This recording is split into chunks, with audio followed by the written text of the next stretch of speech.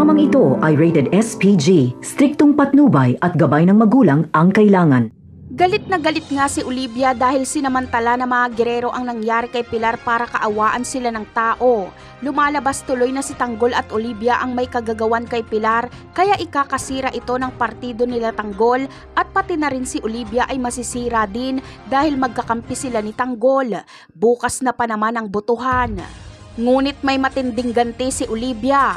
Kinabukasan ay habang present ang lahat at napapalibutan sila ng media ay ibubunyag ni Olivia na anak ni Gustavo at Jackie si Miguelito. Hindi umano totoong mag-asawa si Jackie at Roberto dahil kabit ni Gustavo si Jackie. At si Roberto umano ay isa itong binabae dahil lalaki ang karelasyon nito. Dahil sa mga ibinunyag ni Olivia ay guguho ang mundo ng mga gerero. Agad itong magte-trending.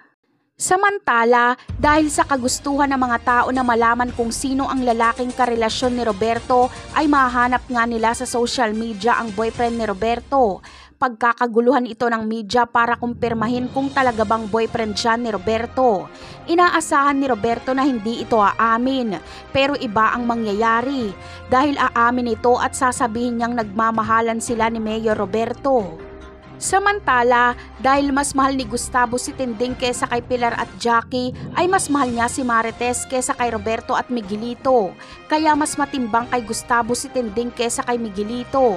Kaya ang iboboto ni Gustavo sa pagka-mayor ay si Tanggol. Paraan niya ito para makabawi man lang sa mga kasalanan niya kay Tinding. At isa pa ay alam ni Gustavo na talo naman na si Miguelito. Napakarami pa nating dapat abangan sa mga susunod na episode. Paalam!